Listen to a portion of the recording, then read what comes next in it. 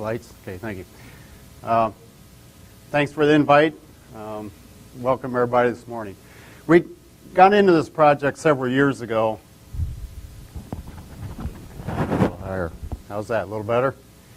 We got into this project several years ago looking at various alternative ingredients, things of that nature. Dr. Schurz and I were working on corn co-products, various other products, crude glycerin, things like that. And actually watching TV one night, looking at the Food Network and looking at the production of French fries for a fast food company. And I go, that lipid's got to go somewhere. Worked a lot with biodiesel companies who are using some of that lipid. Likewise, when you think of some of the lipids that are out there, you'll have lipids that will look the color of your table there. You'll have lipids out there that are black. The local feed mill says fat is fat. Well, maybe yes, maybe no. So the literature out there was relatively vague on this, so we kind of got into this. When we look at lipids on a worldwide basis, the largest two on your upper left here is really the main two lipids in the world is soybean oil and palm oil. That's on a worldwide basis. We do get into canola oils. We do get into sunflower and various others. Lately, we've heard a lot more about corn oil, crude corn oil in the livestock diets. Likewise, a part of this project is looking at not animal proteins, but animal byproducts, in this case, fats or lipids coming from animals. And there are a fair number of those out there, albeit smaller in size. There's a fair amount of those utilized in the livestock industry. So again, the question becomes, what is the composition, what's the quality of those, what's the value of that to the animal? Not going into this much, but the initial thing you got to do is get these lipids digested. So there's interest in the fatty acid profile of that lipid. There's actually interest relative to which lipid is on which carbon of the glycerin backbone, because that may or may not impact the digestibility of that, and that can relate to the fatty acid composition and where it sits on that. So we got to get that lipid digested into the animal. And I'm not really going to cover much of that today. That is in the proceedings that you have in front of you. Likewise, there's other lipids out there. We have, for example, glycerin bottoms, which I've dealt with the biodiesel industry. What is in glycerin bottoms? Well, some of that is some phospholipids. You can have phospholipids. What's the value of that to the animal? Is there a value of that to the animal? Is there data on that? So there's things like that, and most of that is in the proceedings. I think everybody's well aware of what lipids are used for. Really, as a value as an energy source to the animal. They also reduce dust, essential fatty acids, fat-soluble vitamins. And I'm always reminded of myself that there's milling properties of these lipids. I remember when I started SuperSweet, we had molasses in the sow product for sow cubes. And as a good nutritionist, we don't need that in there. Get that out of there. You get a call from the plant, Dr. Kerr, that stays in there. That's how you make sow cubes. So there's a lot of things just besides nutrition that some of these compounds are in there for. When we look at lipids, when you think about lipids, they are quite variable relative to their composition. Their fatty acid composition is what I'm talking about here. But likewise, you have various lipids from various industries that are available. We got food processing lipids from restaurants, yellow grease, brown grease, things of that nature that can be included into the livestock diet. Likewise, we have agricultural co-products. We got animal fats and proteins, distillers, things of that. And when you think of these lipids, and if you think back to Dr. Stein's talk, these lipids, these compounds are heated. They are processed. Does that have an impact on the lipid value, the fat value, the energy value of that to the animal? And there's quite a bit of variation in that. If you think of yellow grease, restaurant grease, those can be heated to 130, 140 C or higher for long periods of time. What does that do to that lipid relative to the animal?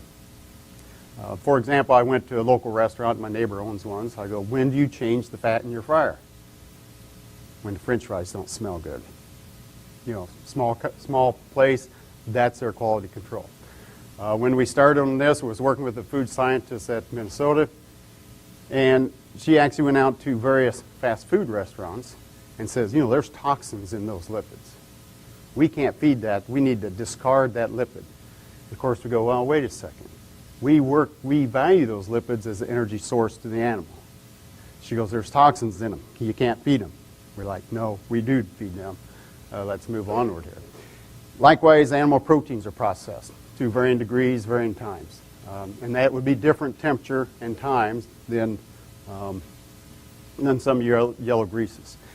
And when we worked on this and when we thought of this, there's really limited data on the effect of peroxidation of those lipids on the animal. Just back a bit, variation in lipids that a location or a feed mill might be getting. This happens to be some work out of Theo Van Kampen's lab in 2002. And the variation in composition, quality composition factors can be quite large. For example, if one looks at a peroxide value, the average was 2.8, the range from basically 0 up to 12. What does that mean? Is that a big factor here? Likewise, let's look at free fatty acids here. Average of 13%, a range from 1 up to 66% free fatty acids. You can buy free fatty acids out there from various companies. What's the value of that? What's the implications of that to the animal? And then there's some various other quality factors in here. So quite variable. And again, the local feed mill around Ames had a tremendous variation. Well, we buy the cheapest stuff. It can vary from skin tone to black. It's all the same. And that's really how we kind of got into this. When we think of some of the lipids that are utilized, there are some components in those lipids that are of value to the animal. In this case, looking at the vitamin E concentration of soybean oil, that's been heated to about 185 C for 0 to 10 hours. This is out of University of Minnesota. So initially, there's a fair amount of tocopherols in this lipid. But over time, as you can quite see, that as the product is heated, you get a loss of that the vitamin E in there. Some of the natural antioxidant in the lipid has been lost. That's strictly on vitamin E. Likewise, in some of Dr. Sherson's work, he's extracted some of the lipid out of corn distillers. Distillers is heated at varying temps and times. In this case, looking at a peroxide value of about 31 samples of distillers. In this case, one of those distillers had a very high peroxide value. Does that have an impact on animal productivity? Some people, some research would say it's got a big impact. Others would say it'd have a minor impact. So a lot of discussion, a lot of indecision on what is the impact of some of these peroxidation components on feed ingredients. When you look at the new swine NRC and the previous swine NRC, and you look at the energy value of a fat, basically that data was generated from European data looking at, the unsaturation to saturation ratio, and it has a free fatty acid component. Free fatty acids being negative. Very limited amount of research that has actually evaluated recently the energy value of lipids. And when you look at some of those lipids, many of those lipids are not characterized well. Choice white grease, tallow. We aren't providing a fatty acid composition, and no indication of any peroxidation degree of peroxidation. So limited information there. Then ME is calculated from DE, and then net energy is a further calculation. So we do have some net energy numbers out there now, but the current NRC, much of that is calculated. Same thing in poultry. When you go to the poultry NRC, looking at saturation to unsaturation index, and in some cases, free fatty acids may or may not be in there. But again, the data is limited here. In fact, if you look at this data set here, the equation they have here, you're looking at FR1, fraction 1 is a component within their matrix of determining energy. So we've really progressed quite a bit relative to characterizing lipids. But again, no indication of peroxide value or any peroxidation component in these equations. Doesn't matter. If we measure them, does it really even matter? Just a quick note, and this is in the proceedings, the impact of free fatty acids. High levels of free fatty acids do have a negative effect. This is out of Dr. Wiseman's lab. Most of that effect is in the young animal. Most of that effect is really in the young bird compared to an older bird. So here, as the fat became more unsaturated, in general, regardless of fatty acids, you pick up a little bit more energy. That's expected. As you go from low free fatty acids to a high free fatty acids, you can see that, again, taking this as a whole versus these as a whole, free fatty acids have a negative impact on energy. The biggest impact is this line here, which is young birds, going down to here. So a negative impact. A large part of that negative impact goes into poor digestibility in the animal. That's why I mentioned early on, we need to get these compounds, these lipids, digested to get the energy value out of them.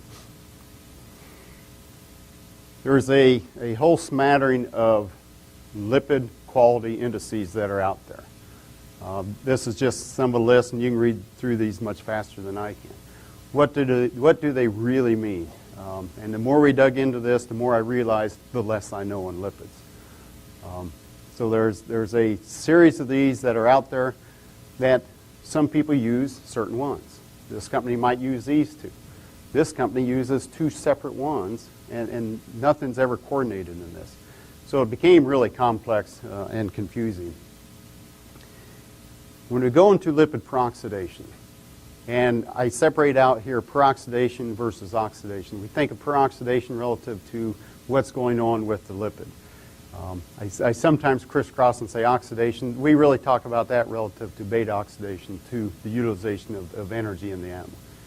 But when we look at a lipid and look through the peroxidation process, basically you have largely unsaturated lipid here. You get free radical formation, free lipid proxy radical, and if you think of peroxide value, that kind of should ring a bell there. But actually that lipid proxy radical can be further oxidized. It can be further broken down or changed relative to you will end up with polymers, acids, ketones, and aldehydes. And some of those compounds have the impact on the animal. Again, going back to the equation, none of these equations have any measure of peroxidation on the value of that lipid to the animal. Yet when you look at the oxidation potential, things that can affect that is not just the composition, really your unsaturated being more open to lipid peroxidation than the saturated, processing time and temperature, and we'll go over that a little bit later, and then the presence of oxygen, heavy metals, salts, and proteins. The research I'll show you at the end of the talk, we dealt with pure lipids, corn oil, canola oil, etc. But when you think of meat and bone, distillers, various products that are actually utilized, you do have other factors in there that will impact things. The other thing is this, is the bottom figure here, is it's a very dynamic and very complex process. Basically, let's say you have a peroxide number. You can have a peroxide number at two different stages of peroxidation. And the blue line here is the formation of hydroperoxides. You get the formation, and then they're broken down further. So your peroxide value will go up and go down. But then you move into maybe aldehyde formation here, you move into acids formation here, and then you have the potential for polymer formation. So trying to quantify and trying to characterize lipid peroxidation and what does that mean, again, really became a complex process for us, and that's what we'll get into a little bit later. So when we look at this, So when we look at this, and you have a lipid at time X, really how do you need to be looking at that? And that will depend if you're looking at some of the initiation phase, the starting of it, the middle of it, or the termination phase. And some compounds that you need to be looking at, or you might want to look at. But again, some of these came from me talking to industry, is that we use peroxide value.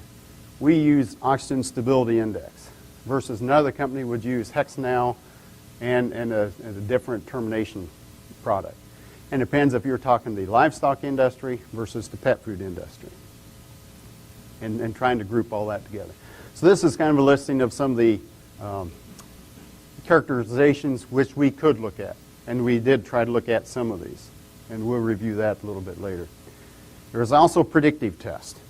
That is, you got your lipid now, you can run them through these predictive tests where you heat them to see an indication of how much peroxidation is left in those. So how much potential is there for them to be peroxidized to give an indication of lipid peroxidation.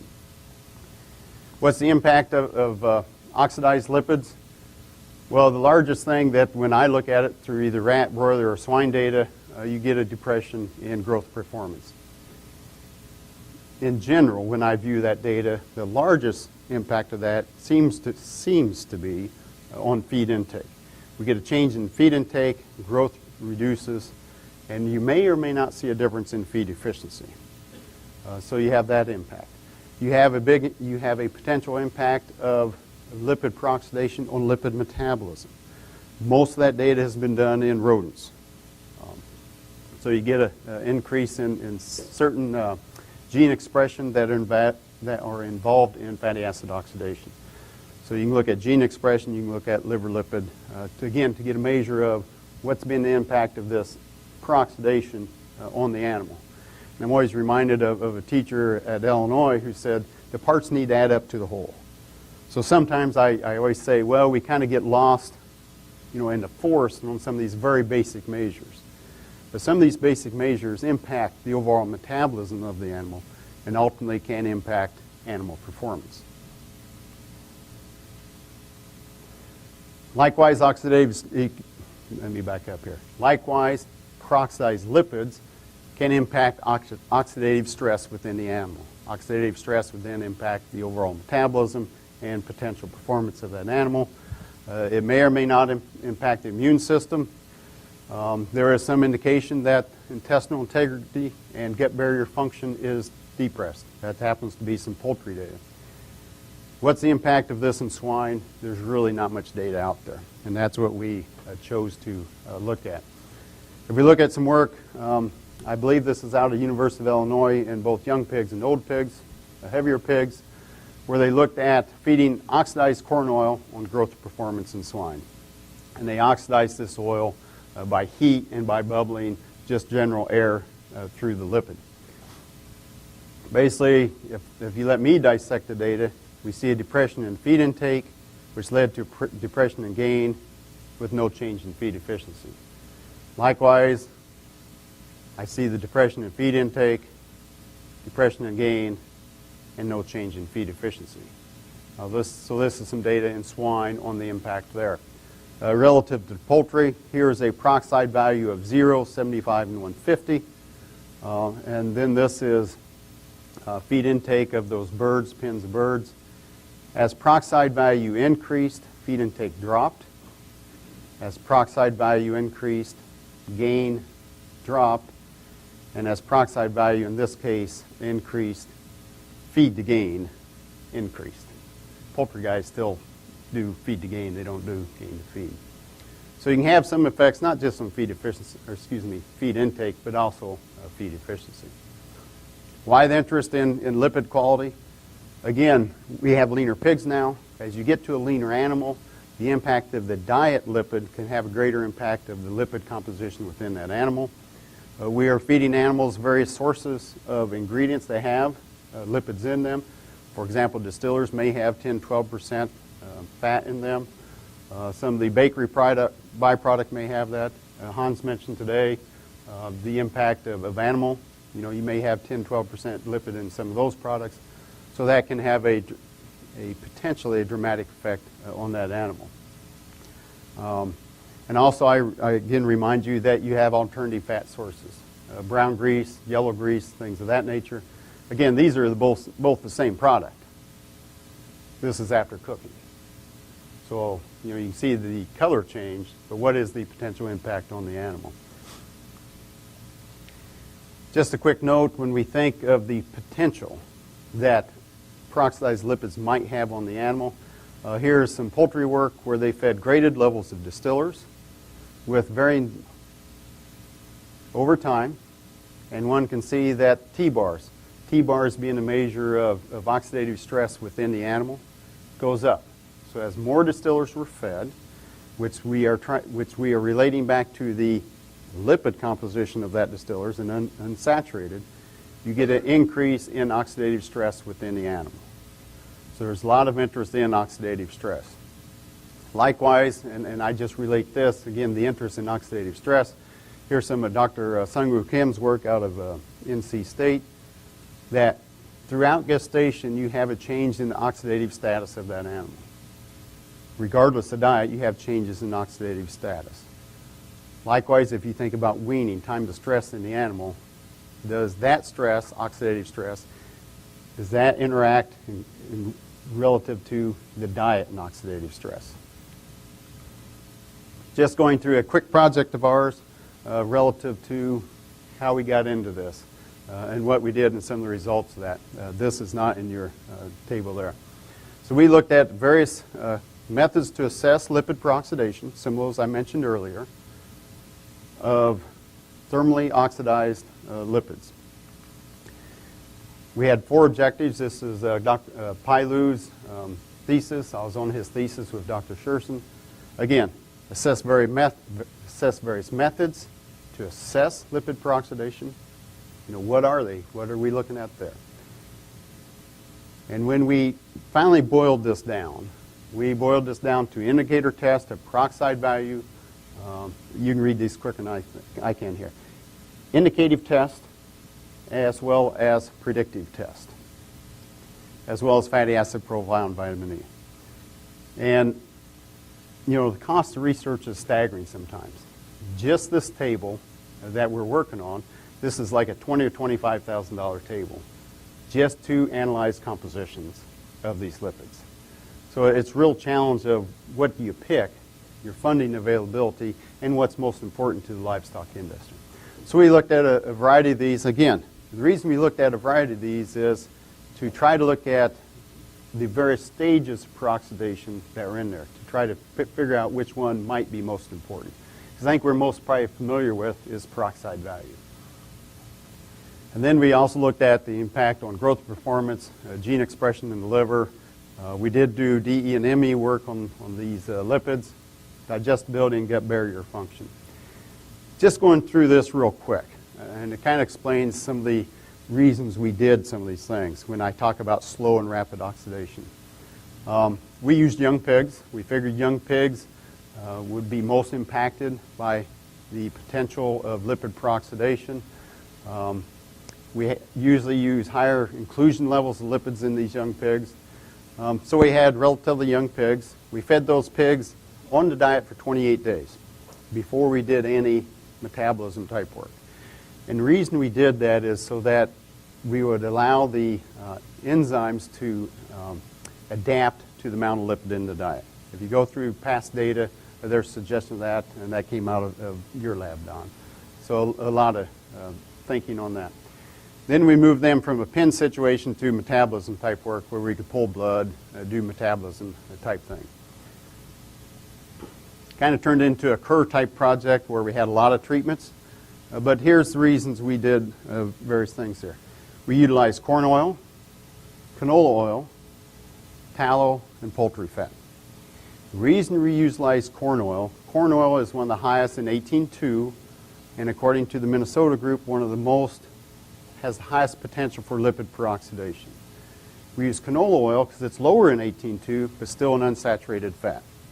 Likewise, we want to utilize tallow and poultry fat because that relates to other parts of the livestock industry. We then had the original lipid, i.e. the lipid we obtained without heating. We then had what we called a slow oxidation. And this project was kind of coordinated with the pork board and fats and proteins. The slow oxidation was to mimic more of what happens in the animal industry. A lower temperature and a little bit longer time. So we picked out 95 degrees centigrade, and we did that over 72 hours. Rapid oxidation is how the project started, because that had the view relative to the food industry. High temperature in your cooking vats, but shorter time. And we hypothesized that those different treatments would impact what parameters or what quality factors you would get in that. So relatively a lot of treatments in this, again, was trying to look at which components were most important. Relative to assess the measures for values of lipid peroxidation, there's really nothing of a big surprise here when we look at fatty acid composition. The corn oil here, the corn source, regardless of oxidation, was high in linaloic Lake. The canola, lower in linaloic Lake, but higher in oleic. And of course, your poultry fat, a little more unsaturated than your tallows. Really no impact relative to peroxidation. One might think that if you peroxidize it, the fatty acid composition would change. And I would suggest it will. But we did have a limited number of samples of which we did this too. So there is some limitation in that. Remember earlier the vitamin E figure. We did look at vitamin E in these lipids relative to their original lipid or their peroxidized state. Both the corn and canola had some vitamin E in that. Once it was heated, either a slow or high, we did not pick up any vitamin E in the analysis. So we did lose that relative to heating. If you look at peroxide value, the first column on each one was the original lipid. So really, in the unoxidized state, lipids had no peroxide value. That's good. That's what you'd expect. When we slow oxidize, though, again, 95 degrees for 72 hours, and we did the experiment at the end of the 72 hours, we get a high peroxide value. Higher in unsaturated lipids versus the poultry fat and tallow. That would be expected. Rapid oxidation, much higher temperature and shorter time, we have no peroxide value. Basically zero again. If you think of that curve, we have oxidized it. We have then peroxidized those hydroperoxides out. They're gone. So one could say that the highly peroxidized lipids are fine. That's where you got to come in and look at multiple components. Again, not going to go through all these. You can look at various quality indices, and each one can be particular to a fatty acid or to a time point. Suffice it to say that regardless of slow or rampant oxidation, we got impacts on the lipid, on the composition, on the character indices of those lipids. Very low to begin with, regardless of what parameter you want to look at. In the unoxidized state, but as we oxidized it, we got peroxidation to happen. Let me back up here. Peroxide value would be an initial phase. These are more like the secondary phase. These two compounds are more like in the tertiary phase. And now you can see where we really had interest in corn oil, because corn oil has a high potential to have lipid peroxidation, especially on some of these compounds. Some of the food science people are really interested in this compound here. This compound having the potential to impact DNA damage in the pig, or in the rat in this case. When we did this relative to the animal fats, really we didn't see much of those compounds in there. We also looked at those relative to the potential to be oxidized. So a lot of different factors in here, and then trying to relate that back to the thing. Just as a little visual on this, I actually heated, this is a slow oxidation, where we put 20 gallons in a stainless steel tank. We heated those to 95 centigrade, and then we, you really can't see it here, but we bubbled air in there to activate things, or to give it oxygen. And it's actually quite interesting. Hindsight, I should have peroxidized more and collected more samples. But one can see, and let's just look at corn oil here. It goes from your typical corn oil color, it goes dark, and then it comes back light. This is the same tank over this 72 hours. Likewise, you can see that in canola oil. So one can think of the figure of the change in peroxidation process of some of these compounds that are going on. Now, we have not, to date, analyzed samples at each one of these time points. Again, just reminding you that the analysis we did at 72 hours on the slow oxidation, the original oxidation, and the high oxidation was about a $20,000 to $25,000 table. So we kind of cut that short. A lot of these are correlated to each other, which makes sense if you look at the figure here. Many of these are correlated to each other, and trying to figure out what is the impact of these on the animal, which is our next step here. So relative to the initial thing, what does it mean? No single method seems to be the best. It seems that we need multiple methods at potentially multiple times, and it might depend upon which lipid source you're looking at. Sorry, things didn't turn out like we wanted. That was going to say you need this one, and that's our best predictor of what's going on. Second component of this research, we looked at the impact of those on animal growth, gene expression. This is just the the feed intake of those pigs after 28 days of feeding, 10% lipids in those. Basically, the bottom line is, relative to the unoxidized, which is your first bar on the left of each, rapid oxidation decreased feed intake in these pigs. You mainly see that, even though it was not an interaction in your corn and canola, but you see the same trend here in poultry fat and in tallow. The limitation of this research was we only had 3 replications. It was really not designed to look at feed intake, but I think that's a factor we need to consider even with our limited replication. We also looked at a series of genes within the liver, and then just to summarize that, of the first part, rapid oxidation decreased feed intake and reduced gain. There's no change in feed efficiency. We did see an increase in liver weight. Oxidation did increase RNA expression of various target genes, and here are some target genes here relative to lipid metabolism in the body. And then we ended up with a liver of lower fat. We also looked at the enemy of these lipid products, and then digestibility. This is the digestibility energy of the lipid, not of the diet, but of the lipid per se. Basically, we got what we expected relative to a lipid source effect, where the corn and canola had a slightly higher digestibility than the tallow and poultry fat. That's what we would have expected. But we did not see any impact of lipid peroxidation on either DE or on ME. So we didn't pick that up. We can discuss that, why we may or may not have seen that. So again, the bottom line of this second component is no impact of lipid peroxidation on its energy value or on its digestibility. We saw diet effects relative to lipid, but again, we expected that. Last part of this was gut barrier function and immune response. There's indication that if you feed a unoxidized lipid, you can have negative impacts, unsaturated lipid, you can have negative impacts on gut integrity. We looked at serum alpha tocopherol. Again, this makes sense relative to that the unoxidized corn and canola had tocopherols in it. We picked that up in the serum of these animals. And when we peroxidized those lipids, those were gone. That would be expected, just like the analysis of the lipid. Then you get into some indicators of metabolic oxidation within the animal. This thing's kind of get complicated here in understanding all this.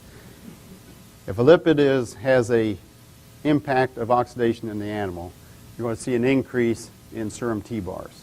It's an indication of oxidative stress within the animal.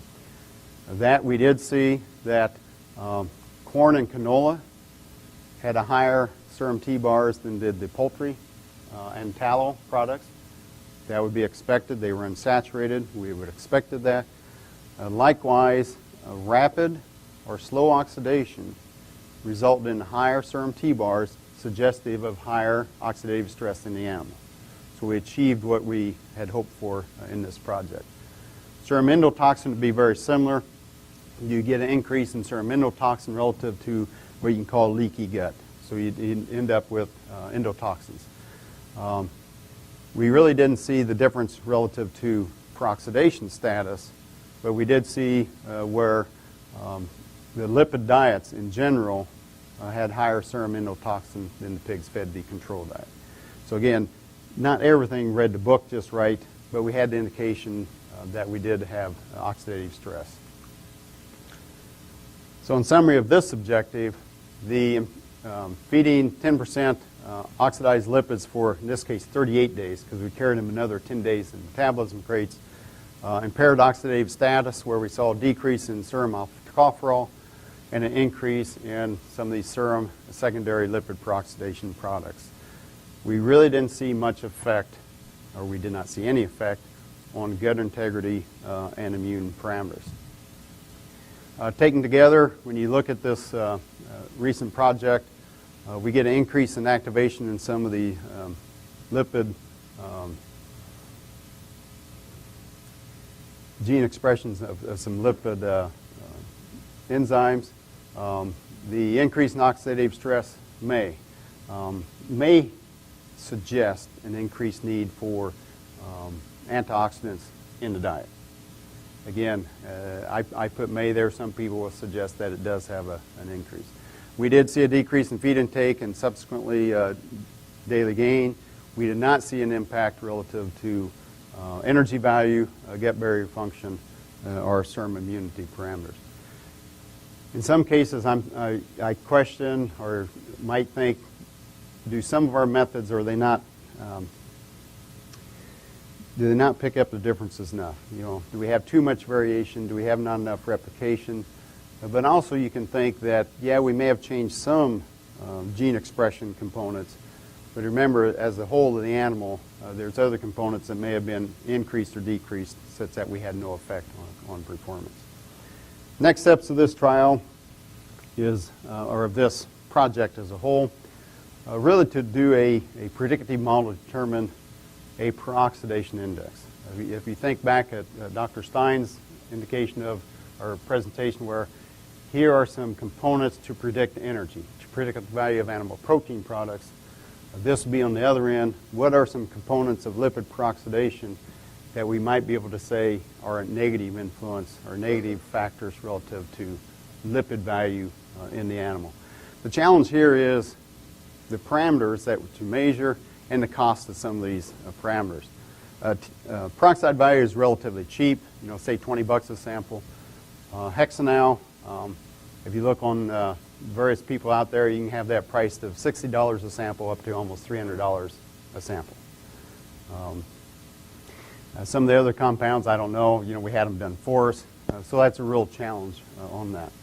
Because I think what we really need to do is look at a predictive model relative to various of these and that impact on the animal, because that's ultimately what we're looking at there.